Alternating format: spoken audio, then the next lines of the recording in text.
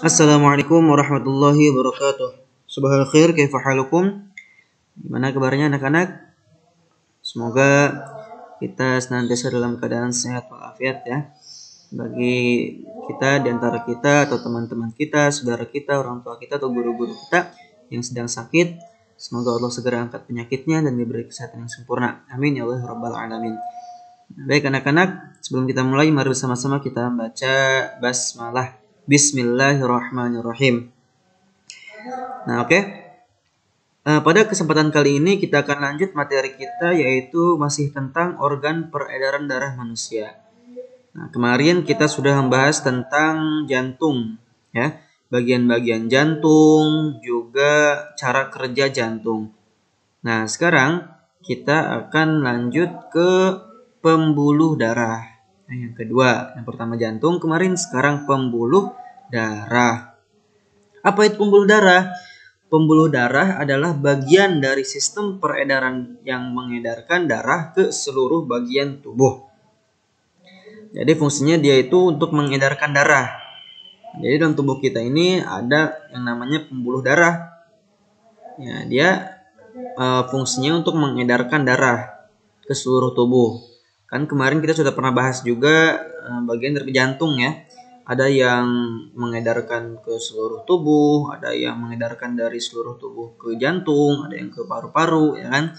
Nah, untuk alurnya peredaran darah akan kita bahas mungkin minggu depan, ya. Karena sekarang kita akan bahas pembuluh darah dan darah saja. Baru nanti minggu depan kita akan bahas alurnya. Di darah dari mana ke mana, kemudian dari sini ke mana. Nah, itu akan kita bahas minggu depan ya untuk alurnya. Alur peredaran darah. Kemarin kita baru tahu fungsi-fungsinya aja kan ya. Oke, yang kedua pembuluh ini mengedarkan sel-sel darah, nutrisi dan oksigen ke jaringan tubuh serta mengangkut limbah. Maksud limbah di sini yang tidak dipakai ya, yang tidak berguna. Pembuluh darah dibedakan menjadi 3, yaitu arteri, vena, dan kapiler. Nanti kita bahas nih satu persatunya. Nah, anak-anak, di sini kan pembuluh darah itu mengedarkan darah ke seluruh bagian tubuh. Nah, ini juga menjawab pertanyaan kamu ketika misalnya ada yang bertanya, Ustadz, saya kan misalnya sakit kepala nih, atau misalnya sakit kaki, tapi minumnya minum obat itu emang ngalir ke kaki. Nah, obatnya tentu ya. Jadi ketika misalnya kamu minum obat, biasanya obat pereda nyeri ya. Jadi ada obat untuk menyembuhkan lukanya, luka bagian luar, ya kan? Ada juga yang menyembuhkan luka bagian dalam. Nah, itu ketika kamu minum obat untuk mengurangi rasa nyeri, nah itu ketika diminum obatnya itu akan tercampur dengan darah. Ketika tercampur dengan darah, nah dia akan mengedarkan ke seluruh tubuh.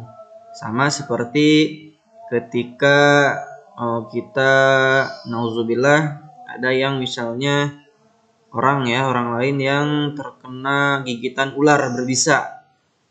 Nah, seperti yang kamu tahu kan, harus langsung diikat ya bagian yang mengarah ke jantungnya. Untuk apa? Supaya si bisa ularnya itu tidak merambat. Ya, jadi diikat supaya tidak merambat tuh si bisanya. Seperti itu ya. Kita lanjut pada bagian-bagian pembuluh darah ya. Jadi yang pertama ada arteri. Arteri di sini yaitu membawa darah keluar daripada jantung. Kemudian arteri berdinding tebal dan elastis. Denyutnya sangat terasa. Aliran darah di arteri lebih cepat daripada vena. Arteri terletak jauh dari permukaan kulit. Yang kedua ada pembuluh vena. Vena membawa darah menuju jantung. Vena memiliki dinding yang tipis dan kurang elastis. Letaknya dekat dengan permukaan kulit. Aliran darahnya tidak secepat arteri. Vena memiliki katup di sepanjang pembuluh yang berfungsi agar darah tetap mengalir satu arah. Nah, jadi ini pengertian dan perbedaan antara arteri dan vena. Nah, mungkin kamu sudah tidak asing karena minggu lalu kita sudah bahas tentang bagian-bagian jantung. Nah, di sini kalau kamu cermati ada yang namanya arteri dan vena. Nanti kita bisa lihat di setelah ini ya. Setelah ini nanti kita akan lihat gambarnya yang mana ada arteri dan vena. Jadi arteri di sini membawa darah keluar dari jantung. Kalau vena membawa darah menuju jantung. Nah, ini ya perbedaannya tuh, bisa kamu lihat, bisa kamu baca. Nah, ini gambarnya bisa kamu lihat tuh aorta atau arteri terbesar. Nah, itu vena. Di bawah juga ada tuh. Vena ditandai dengan warna biru. Kenapa warna biru? Untuk menandai saja sebenarnya, ya. Untuk menandai kalau itu vena supaya mudah dipelajari juga. Nah, vena. Kemudian arteri di sini warna merah, ya. Itu. Jadi untuk arteri dia membawa darah keluar dari jantung. Nah, jadi darah yang dari jantung keluar melalui arteri. Kemudian untuk vena tadi yang menuju jantung. Ya, yang menuju jantung. Selanjutnya ada kapiler. Kapiler merupakan pembuluh darah yang sangat kecil dan berhubungan langsung dengan sel-sel jaringan tubuh. Kapiler menghubungkan arteri terkecil dan vena terkecil. Nah, kalau bisa kamu lihat di gambar ini, ada arteri yang sebelah kiri, ada juga vena yang sebelah kanan. Nah, bisa kamu lihat itu ada jaringan terkecil yang namanya arteriol. Arteriol itu adalah arteri terkecil. Ada juga venula. Venula adalah vena yang terkecil, ya. Nah, di antara kedua ini disambungkan dengan yang namanya kapiler. Tuh, bisa kamu lihat ya. Jadi arteriol dan venula itu nyambung. Nah, disambungkan dengan yang namanya kapiler. Seperti itu ya, yang disebut dengan kapiler. Di dalam kapiler terjadi pertukaran oksigen dan karbon dioksida. Di sini ya terjadi pertukaran oksigen dan karbon dioksida. Selanjutnya, pembahasan yang terakhir yaitu tentang darah. Ya, sebelum kita bahas minggu depan tentang peredaran darah, prosesnya, alurnya, kita akan bahas tentang darah dulu. Darah merupakan salah satu komponen penting dalam tubuh kita. Komponen darah antara lain adalah darah merah, eritrosit, sel darah putih, leukosit, keping darah, trombosit, dan plasma darah. Oke, akan kita bahas satu persatu.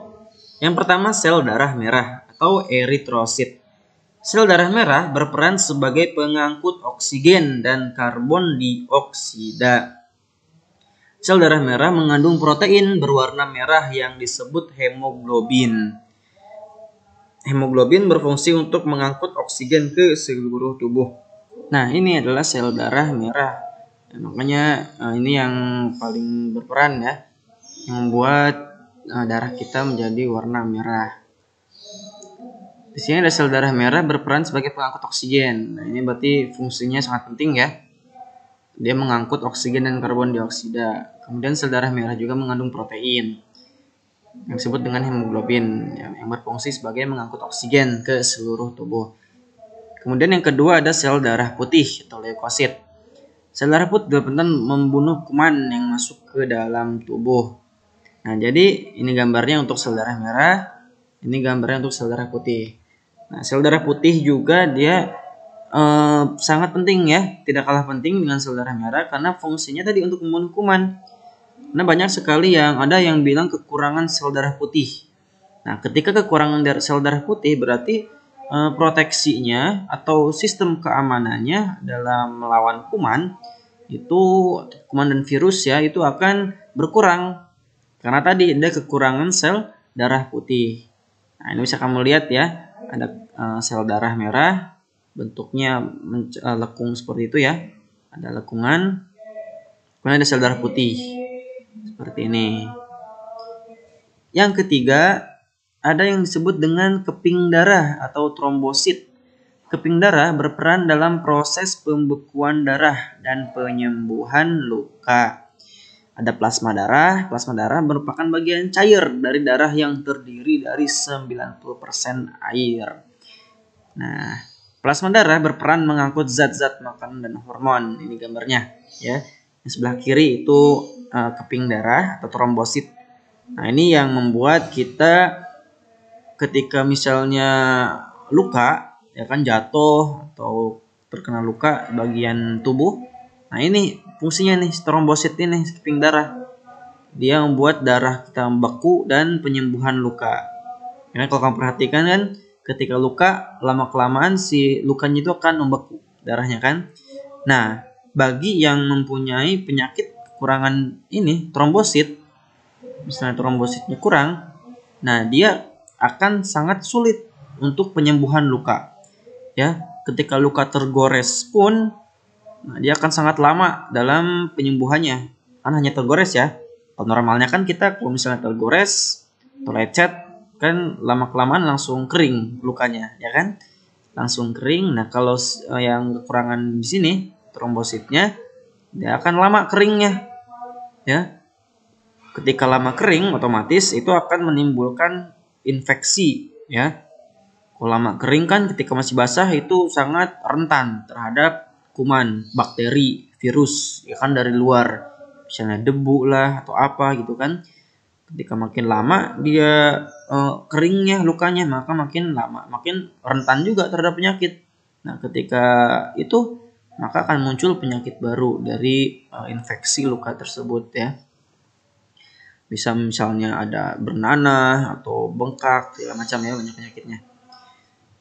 Ada juga plasma darah. Dari plasma darah ini dia cairan, ya, yang 90% air tuh. Dia itu bakal mengangkut zat-zat makanan dan hormon.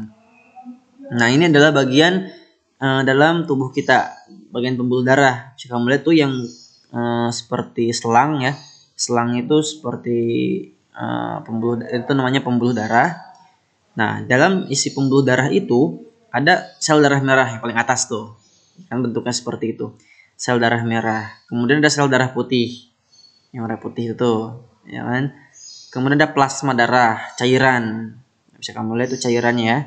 Cairan, plasma darah. Kemudian ada keping darah, trombosit, ya, trombosit tuh kamu lihat. Bentuknya seperti itu. Tadi bisa lihat juga di gambar sebelumnya, ya. Bentuknya seperti itu. Nah, ini juga kalau misalnya kita diambil darah kita, kemudian dimasukkan ke dalam tabung ini. Setelah dimasukkan ke dalam tabung, diberi larutan kimia untuk memecah protein. Kemudian dikocok dengan alat tertentu. Nah, setelah dilakukan hal tersebut, nah, dia akan terpisah seperti ini. Sel darah merah di bawah, kemudian sel darah putih dan trombosit tengah-tengah. Ada juga plasma darah di atasnya, itu cairan. Nah, ini ketika dipisahkan, ya. Jadi kalau misalnya nggak dipisahkan, maka dia akan masih tercampur warna merah aja semuanya. Tapi ketika dimasukkan zat tertentu untuk memecah protein, bahan kimia, ya, kemudian dikocok dengan alat tertentu, akan seperti ini, ya, timbulnya. Seperti itu. Oke, anak-anak. Baik, mungkin hanya sekian yang dapat saya sampaikan. Bila ada yang kurang jelas silahkan tanyakan. Semoga bermanfaat. Nakhtatim bilhamdulillah, alhamdulillahirabbil alamin. Syukran. Assalamualaikum warahmatullahi wabarakatuh.